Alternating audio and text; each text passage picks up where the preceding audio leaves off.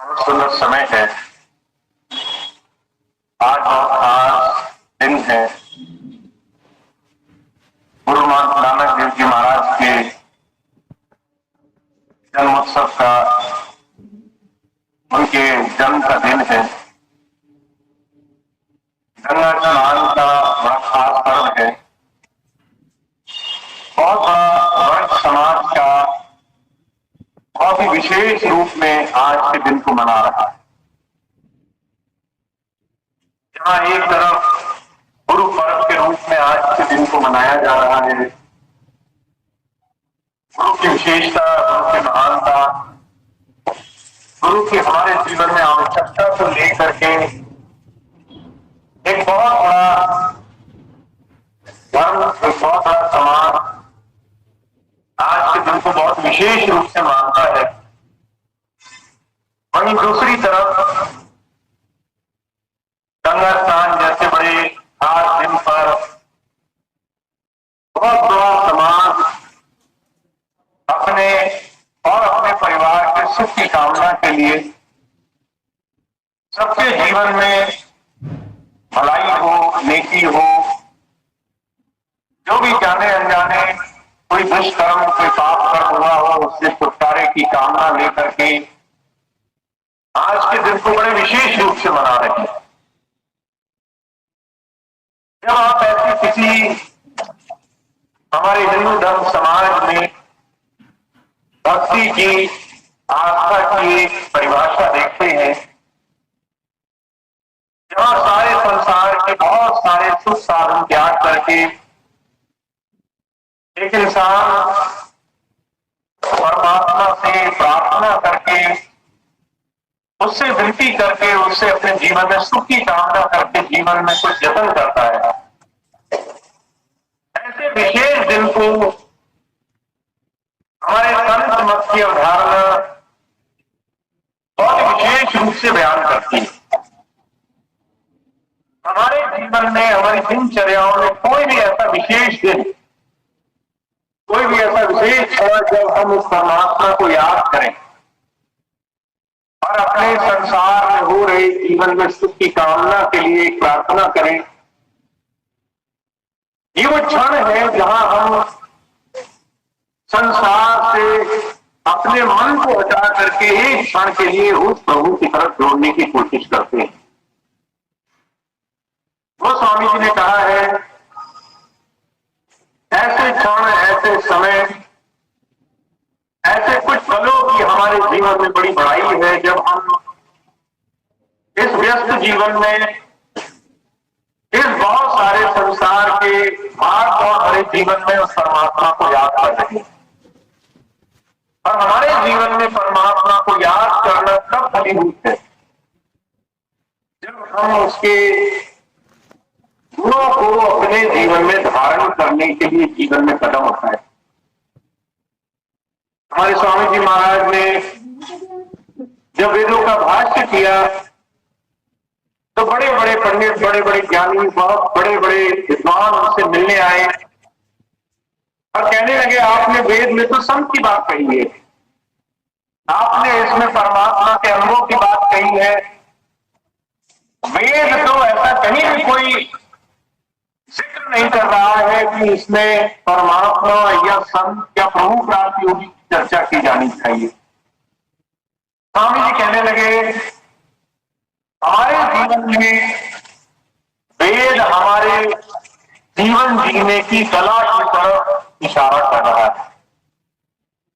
और हमारा जीवन जो हर रोज संसार में जी रहे, उसको अगर हम वेद के अनुरूप जी लें, कुछ इस तरीके से जी लें जिससे हमारे जीवन में उस परमात्मा की याद बनी रहे, तो हमारा जीवन में धर्म का पूरी संकल्पना पूरी होती है। कई बार स्वामी जी ने इस बात का जिक्र किया, इसकी चर्चा करी। वेद में एक मंत्र आता है, महामृत्युंजय मंत्र। महामृत्युंजय मंत्र का जाप करने के लिए कई बार बड़े बड़े विद्वान बहुत से लोगों को इसकी एक संकल्पना कहते हैं कि अगर आपके जीवन में कष्ट है, परेशानी है, तकलीफ है तो आपको कुछ एक बार इस मंत्र का जाप करने से लाभ मिलेगा। स्वामी जी कहने लगे, जहां पर आज हम धर्म पुस्तकों को पढ़ते हैं, हम सिर्फ मंत्रों को रटते हैं, हम सिर्फ रिवाजों को दोहरा करके अपने जीवन में एक सिर्फ औपचारिकता पूरी करते हैं, वहां धर्म कैसे परमात्मा की बात कह रहा है ये आप समझिए। स्वामी जी ने उस मंत्र की चर्चा करी, कहने लगे, मंत्र कहता है, त्र्यंबकम यजामहे सुगंधिम पुष्टिवर्धनम उर्वारुकमिव वंदना मृत्युर्मुखी मामता। हमारे जीवन में इस मंत्र को अगर आप 1000 बार रटो तो आपके कष्ट नहीं मिटेंगे, पर अगर आप इस मंत्र को समझो तो आपके जीवन में एक रास्ता दिखाई देगा जो आपको धर्म सिखा रहा है। अब वो रास्ता क्या है? कहते आपके शरीर में एक तीसरी आंख का एक दसम द्वार का स्थान है जो गुप्त है। आप वहां बिंदी लगा रहे हो, आप वहां टीका लगाते हो, तिलक लगाते हो, ये वो रास्ता है जो गुप्त है, जो अंदर की तरफ छुपा हुआ है। अगर आप इस रास्ते पर, इस स्थान पर टिकने वाले बन जाओ तो आपके जीवन में आपके कष्ट दूर होंगे, आपके जीवन में अनुभव प्रकट होगा, आपके जीवन में उस परमात्मा की अनुभूति आपको मिलेगी। और कैसे मिलेगी? का सुगंधिम पुष्टिवर्धन, सुगंधिम पुष्टिवर्धन। जैसे इशारा दे रहे हैं, कहते उर्वारुक खरबूजे को कहते हैं।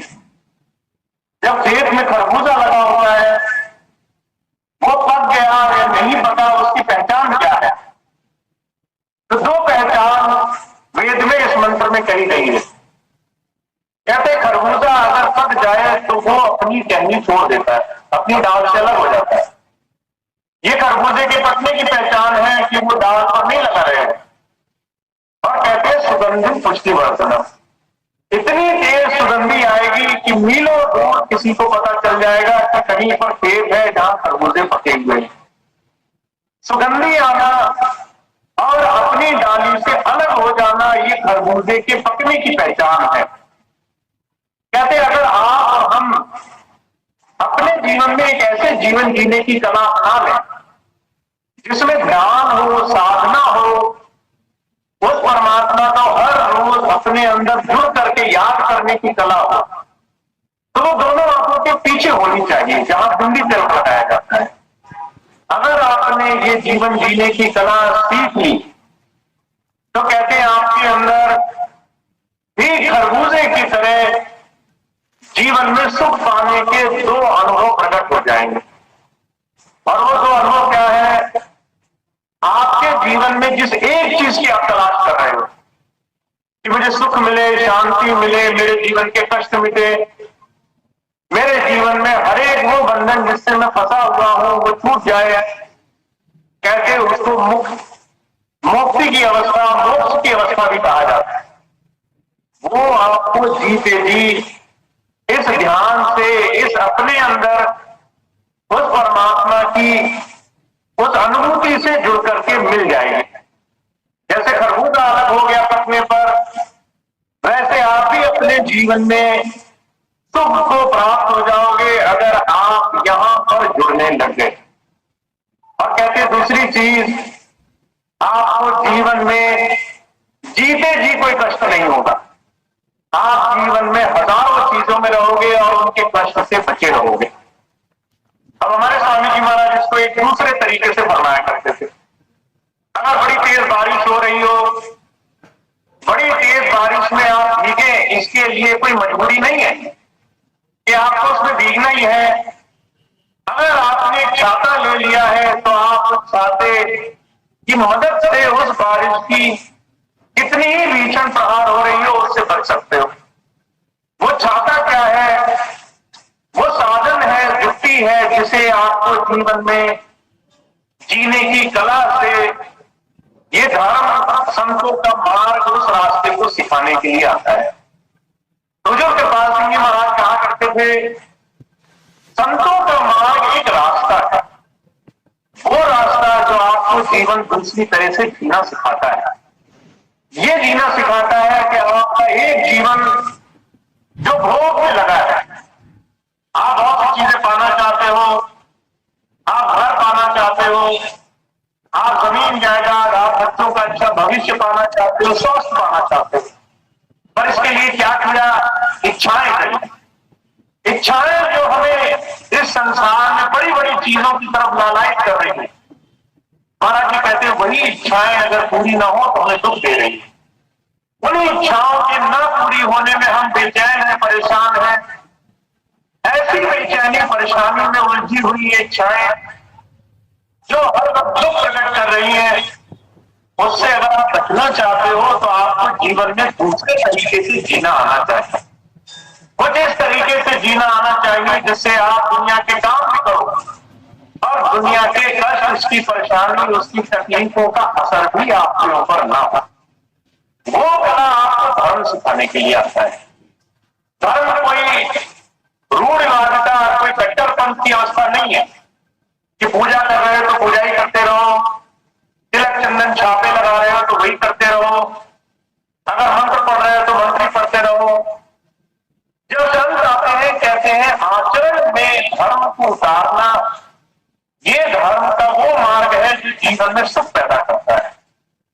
आपके और हमारे जीवन में आज से ही कुछ ऐसी चीजें हम करें जिससे हमारे जीवन में हम सही दिशा की तरफ कदम उठाएं। तो जो कहा करते थे धर्म को धारण करना, संतों महापुरुषों से जितने भी आज तक हमारे वेद, शास्त्र, पुराण, भागवत, तरह तरह के महापुरुषों के वचन हैं, उनकी बात को जीवन में उतारना, उन बातों को जीवन में ले आना, ये वो रास्ता है जिसे जीवन में हमें पाना है। महात्मा बुद्ध के जीवन की घटना आती है। उनका एक बड़ा प्रिय शिष्य हुआ, सारा जीवन उनके साथ रहा, उनके बताए रास्ते पर चलता रहा। एक दिन महात्मा बुद्ध कहने लगे तुम्हारा अब मेरे पास काम खत्म हो गया, तुम्हारी सेवा मेरे पास समाप्त हो गई है, दूसरी सेवा लगेगी। उसने पूछा महाराज क्या सेवा लगेगी? कहने लगे अब तुम्हें प्रचार करना है, तुम बाहर जाओ, संसार में लोगों को सत्संग की बात सुनाओ, लोगों को ये सुनाओ कि तुम्हारे जीवन में, लोगों के जीवन में जिस रास्ते पर वो दौड़ लगा रहे हैं वो सिर्फ दुख का रास्ता है। जीवन में सुख का रास्ता उनके अंदर है, उसके लिए अंदर जाना शुरू करो, ध्यान से जुड़ना शुरू करो। जब ये बात कही तो वो शिष्य कहने लगा महाराज आपने तो ये बात कह दी, पर लोग बड़े जटिल हैं, संसार में लोग बड़े क्रूर हैं, किसी मन की बात ना हो तो लोग बड़ा गुस्सा करते हैं, बड़ा नाराज होते हैं, बड़ा ताने मारते हैं। मैं कैसे मानूं कि लोग मुझे जब ताना मारेंगे तो मैं क्या हूं? तो महात्मा बुद्ध ने उससे 3 ऐसे सवाल पूछे जिससे वो अपने जीवन में क्या सीखा है उसकी बात जाहिर हो सके। महात्मा बुद्ध ने कहा मैं तुम्हें बिहार के एक उस फलाने गांव में भेजना चाहता हूं, वहां लोग बड़े खतरनाक हैं, तुम जाओगे सत्संग करोगे तो लोग आग बबूला हो जाएंगे, तुम उनसे कहोगे कि अपना जीवन बदलो, अपनी दिनचर्या बदलो, तो लोगों को बहुत बुरा लगेगा और लोग तुम्हारे पास आकर के तुम्हें गालियां निकालेंगे, बहुत अपशब्द बोलेंगे, बड़ा बुरा बोलेंगे। जब लोग तुम्हारे पास बुरा बोलेंगे तो तुम क्या करोगे? तो सत्संग ही था, बहुत समय से लगा था, गुरु जी को देख देख करके, सीख सीख करके जीवन आगे बढ़ रहा था। कहने लगा गुरु जी मैं क्या कर सकता हूँ, वो आएंगे गालियां निकालेंगे, मैं तो मन में खुश हो जाऊंगा कि अच्छा होगा गालियां निकाल रहे हैं, अगर मारने ही लग जाते, पीटने लग जाते तो ही मैं क्या कर लेता, मैं तो अकेला हूं, ये इतने सारे हैं, अगर ये हाथ ही छोड़ देते तो ही मेरा क्या बचत हो जाती। गुरु जी बहुत खुश हुए। महात्मा बुद्ध कहने लगे दूसरा सवाल, अगर वो आते और तुम्हें मारने ही लग जाते, गालियां तो दे ही रहे थे, हाथ भी छोड़ने लग जाते, पीटने लग जाते, मारने लग जाते, तब तुम क्या कहते? तो वो कहने लगा महाराज मैं क्या कह सकता हूँ, मैं तो ऐसा कहता अच्छा हुआ मार ही रहे हैं, मार तो नहीं डाल रहे, जान से तो नहीं मार रहे, जिंदा तो तोड़ रहे हैं, यही गनीमत है, थोड़ी पिटाई से ही काम चल रहा है। जब ये बात कही तो महात्मा बुद्ध और खुश हुए, तीसरी बात पूछने लगे ये बताओ, अगर वो तुम्हें जान से ही मारने की कोशिश करने लगे फिर क्या करोगे? कहने लगे महाराज हाथ जोड़ लूंगा, अच्छा हुआ जीवन से छुटकारा मिला, बड़े कष्ट है, गुरु जी रोज ही काम में लगाए रखते हैं, यहाँ सत्संग करो वहां सत्संग करो, जहां जो है सुधार नहीं, मैं तो शुक्र मनाऊंगा मेरा छुटकारा हुआ। महात्मा बुद्ध कहने लगे तुम तैयार हो, तुम जाओ, आज के बाद कोई तुम्हारा बुरा नहीं कर सकता।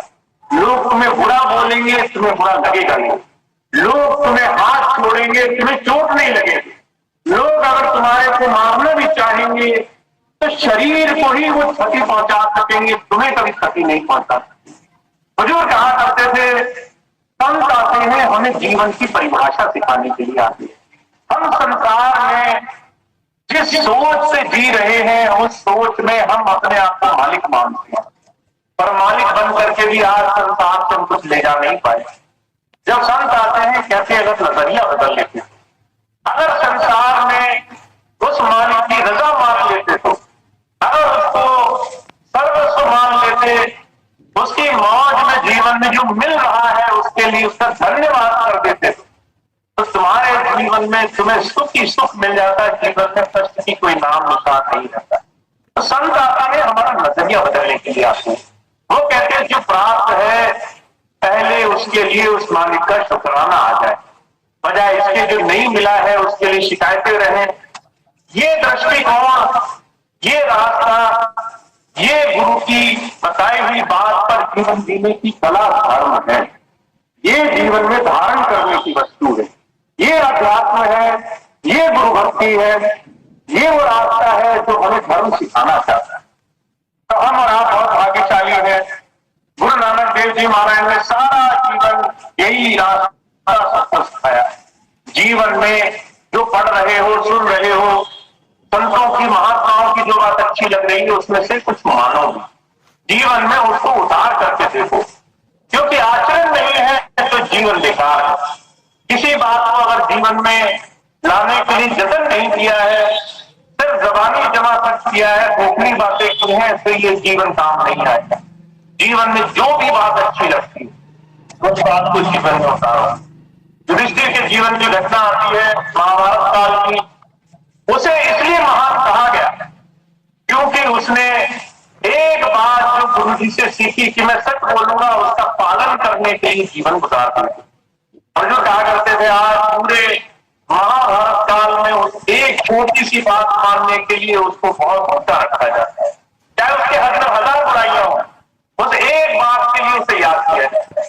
तो जो कहा करते थे एक ही बात धर्म की, अध्यात्म की, परमात्मा की जीवन में उतार लेने से चमत्कार होते, वो चमत्कार हमारे जीवन का सार में आधार है।